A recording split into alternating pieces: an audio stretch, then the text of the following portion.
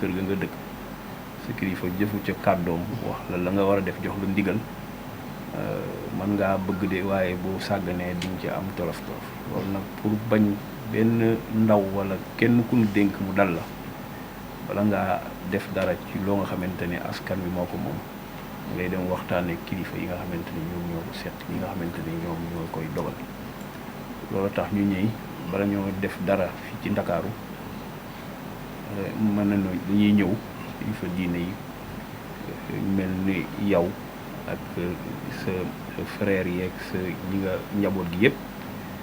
sàkku ci yéen ñaan pour que lii ñuy antu muy recensement général de la population et de l'habitat bi nga xamante ni commencé nañ par opération cartographie bi nga xamante ni moom fukki weer lay duré ñu ñëw sàkku ci seen ñaan sàkku ci également seen kàddu pour que askan wi mën koo également xam li nga xamante ni moom moo nekk ci biir pour que bu suñu agent yi ñëwee ci terrain bi population yi mën leen a accueillir ndax seen kàddu nit ñi ci Sénégal kàddu nit diine yi dañ leen a déglu wax ndax diine daf fay sax maa ngi wax ak monsieur le maire léegi nii di ko Cambérène moom sama dëkk la ndax fii am naa fi ñaari at bi ma nekkee université ñaari at yu njëkk yi fii sama kër maam laa nekkoon loolu ni ko Seydina Issa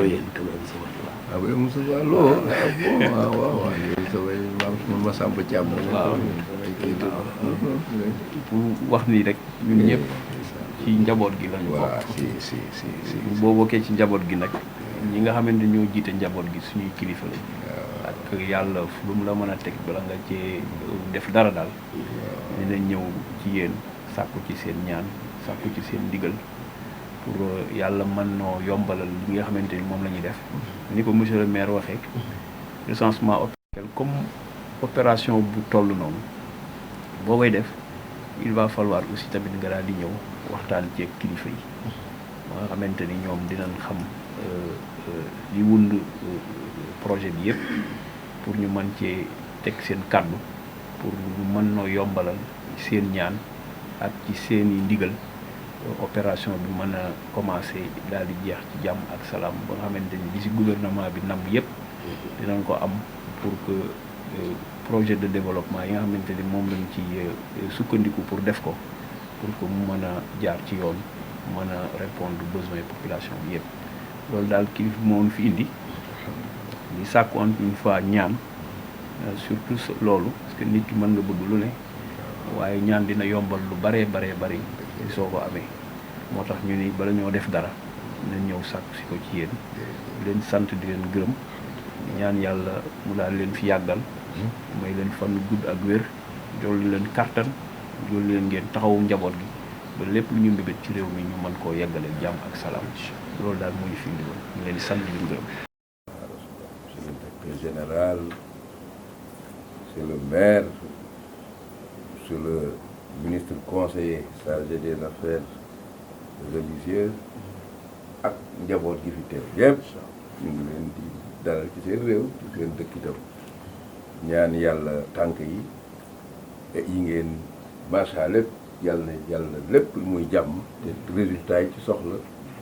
yàlla defal na ko yàlla na ko yàlla def itam li ngeen di dox comme wax nga ko sànq sax mais avenir réew mi ci la taxaw sur tous les plans économique ceci et nangam statistique et te xam dara xam ni moo xam vision moo xam fu nu jëm moo xam naa mooy ni réew mi en tant que nangam tey même sur le plan macroéconomique sur le plan ceci ça le donc kon loolu dañ ci ñaanal macha allah te gis nañu net cadre sénégalais yi ñu toll nii macha allah réew mi am na ci yenn confiance am ñu leen ay kilifa xool jox leen seen mbir te def naa ne agence bi macha allah def ay jéego yu rëy bu ñu demee ba sous région bi ñenn ñi fii la ñuy ñëw dangay xam ni réew mi am na ci lu mu toog donc loolu nag bu waree mën a nangam doomu sénégalais yi yor seeni yëf ah fi jamono toll ak fi àdduna toll ah dëgg-dëgg bu ñu toogee ak yéen ba pare dañuy jëkk a def mooy renouveler suñu confiance parce que am na yu fi jot a am recensement yu am vraiment ak ci yeneen macha allah donc bu dee nag ci wàllu diine comme lu nga wax nii ay mais këri diine yi relais la ñu et puis ay sénégalais lañu parce que là kooku ñàkk xam-xam sax mooy tax nangam parce que là avenir askan wi ak lépp da caa dugg y compris le xalif le nangam et tout ça c'est la nation le peuple donc loolu mooy diine donc diine moom bu ci obscurantisme duggee rek du diine kooku nit ña la ak seen bakken mais du yàlla donc nag réew it am ci lu mu tëdd am ci ay kilifa am fu mu tëdd am fu mu nangam alhamdulilah rabbil alamin et pour faciliter leneen nag pour les populations effectivement Sénégal tey boo jëloon tey les mosquées relais lañu le plan social te imam tey war naa mën a génne tey bu defee xutba ajjumaam dëgg dugg ci loolu bu am ci lenn ci ay notion wax ni am na équipe buy de nangam lu ci diine la bokk donc waxuma daal nag xalifa kon rafetlu nañu ci ñëw bi fii baax di ñaan yàlla nag macha allahu jéego yi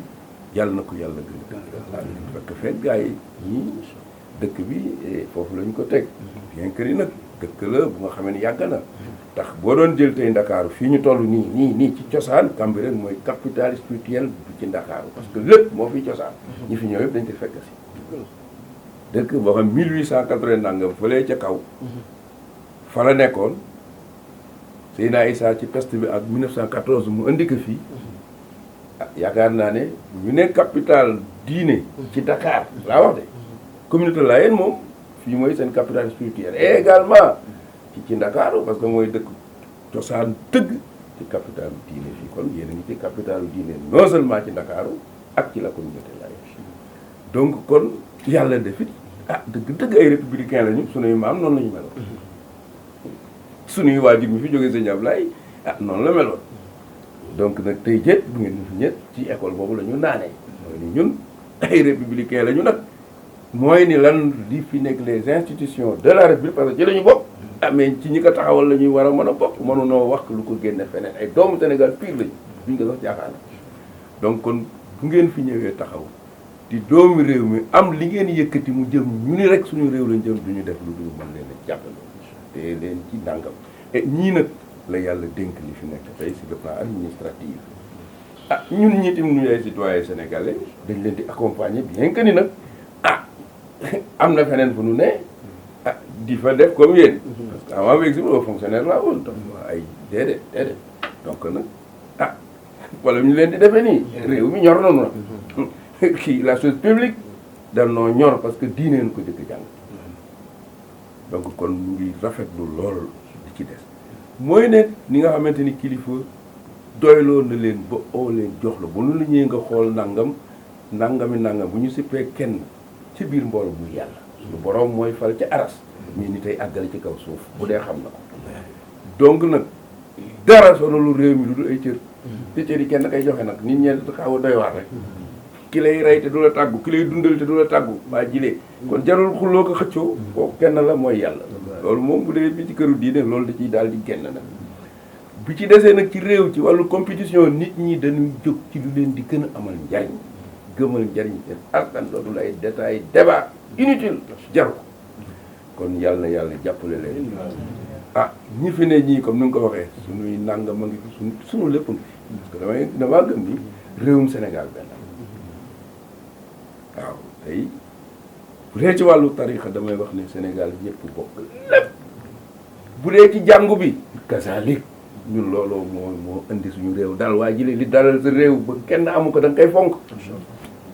lii ngeen di liggéey tey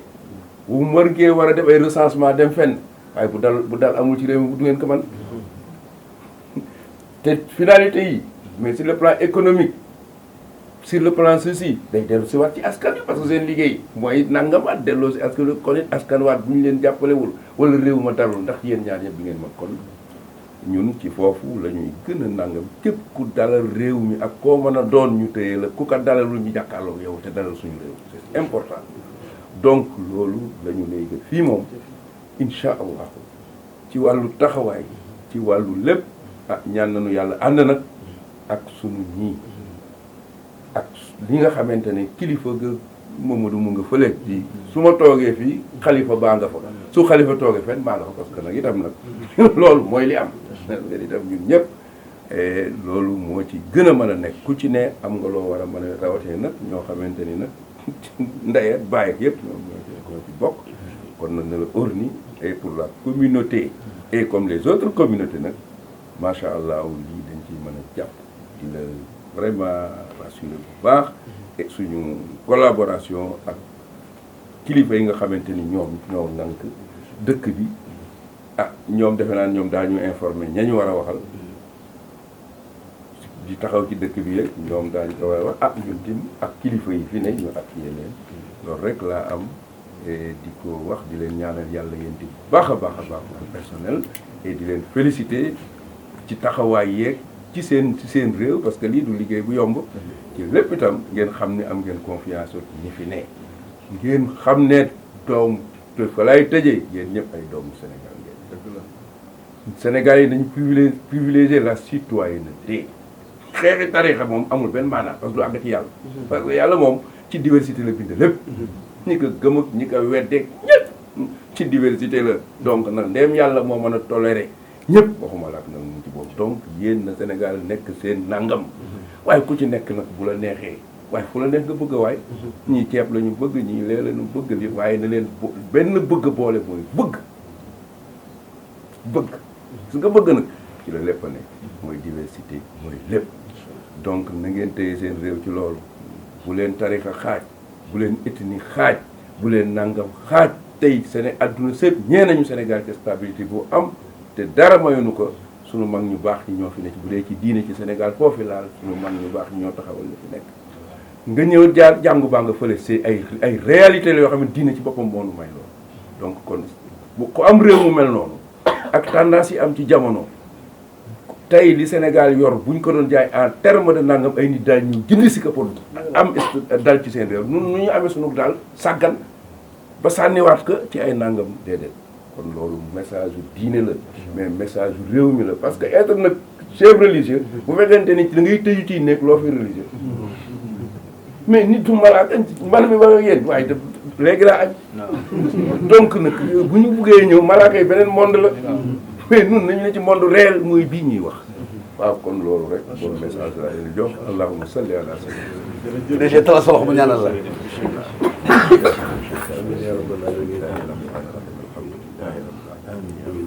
الرحمن الرحيم المالك إياك نعبد وإياك نستعين إن الصراط الذين أنعمت عليهم ألم نشرح لك مع العسر يسرا إذا فرغت فانصب إلى ربك اللهم صل على سيدنا عبدك ونبيك ورسولك حرمة لا إله إلا الله محمد رسول الله. Merci beaucoup. Nous sommes aujourd'hui ici à Cambérène dans le cadre d'une visite l'on est en train d'effectuer pour voir les autorités religieuses, notamment le khalife général des Layènes. Nous avons été accueillis par monsieur le maire qui nous a accueillis en premier lieu pour nous guider dans la cité religieuse, ainsi que le ministre conseiller également qui nous a chargé des affaires religieuses, qui est également ici présent, ainsi que monsieur le directeur général adjoint de l'Agence nationale de la statistique et de la démographie. Nous sommes là pour exposer un projet phare du gouvernement du Sénégal, notamment le recensement, qui a pour objectif déjà de dénombrer l'ensemble des habitations du Sénégal à travers la cartographie qui est actuellement en train d'être menée à travers le pays et qui va durer une période de 10 mois et qui va aboutir par un dénombrement de l'ensemble des maisons du Sénégal. Une fois ce dénombrement fait, il sera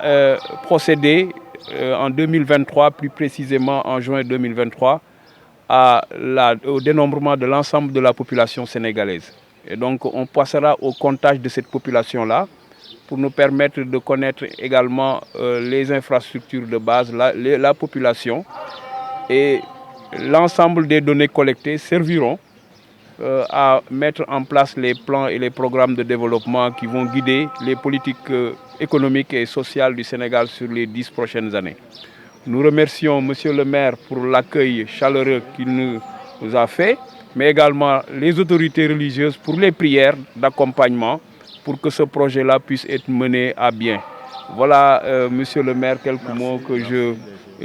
j'ai tenu à dire ici, tout en vous remerciant, ainsi que l'ensemble des membres de l'équipe et la communauté layène également et l'ensemble de la population de Cambérène. Je vous remercie. Merci DG.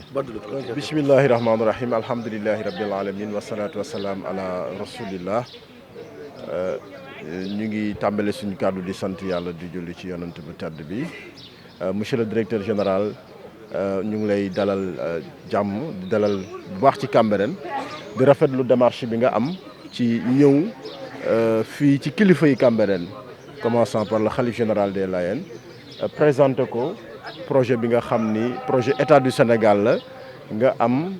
responsabilité conduire ko ak sa équipe muy ANSD. Donc ñu lay ñaanal bu baax ci turu Cambérène nga am une grande réussite ci projet bi nga xam ni dafa intéresser l'ensemble du Sénégal. Njiitu réew mi dénk la ko muy le président Macky Sall avec approche bi nga xam ni indi na ko muy l'approche de développement jaarale ko ci le plan Sénégal émergent, mais aussi renforcer toutes les structures yi nga xam ni dañoo war a liggéey pour que objectif bi nga xam ni mooy inscrire le Sénégal sur la rampe de l'émergence loolu mën a nekk à terme. Donc DG ñu ngi rafetlu bu baax approche bi nga jël vraiment kilifa yi comme ni la ko waxee muy Seydina Laye di Serif Dial Thiaw Laye wax ci turu xalif bi li nga xam ni moom mooy origine Cambérène, taxawaay bi nga xam ni bëgg nañ nga am ko, mais ñaan aussi yéen la ñaanal yàlla na ko suñu borom nangu. Donc très rapidement en français, nous nous réjouissons de la présence du directeur général de l'ANSD à Cambérène. Il a pris l'option de passer à la municipalité pour rejoindre le khalife général des Layènes et son fils Seydina Issa Laye. Je pense que c'est une approche qu'il faut saluer. Nous profitons de l'occasion pour lancer un appel à tous les Cambérénois et par-delà Cambérène, toutes les populations sénégalaises à s'approprier cet exercice. L'exercice de recensement. C'est des références. Les données statistiques guident les politiques publiques. Il l'a dit tout à l'heure. Donc je pense que c'est une occasion pour que tout le monde s'approprie de cet exercice. Qu'on leur ouvre les maisons à Cambérène, qu'on leur écoute et qu'on leur donne les bonnes informations. Parce que c'est ça qui permettra à cette grande direction générale de présenter les chiffres à l'État du Sénégal, chiffres qui permettront de pouvoir définir de manière cohérente les politiques publiques. Donc c'est une occasion pour nous, monsieur le directeur général, de vous féliciter, mais de vous encourager, mais surtout de prier pour que cet exercice se mène dans les règles de l'art, mais dans le respect